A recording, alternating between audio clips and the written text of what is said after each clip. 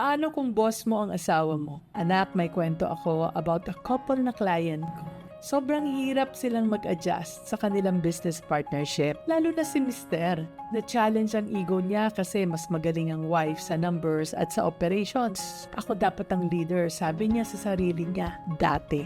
Hindi naman kasi ganun kadali para sa traditional Filipino husband na makitang mas successful ang asawa, di ba? Pero ang lesson ay ito, marriage and business will only work if you see each other as equals. Hindi competition ang isa't isa. Your partners sa bahay at sa negosyo. Kaya after talking to me, hindi lang ako naging business mentor, naging marriage mentor na rin ako. I taught them to focus on their strength.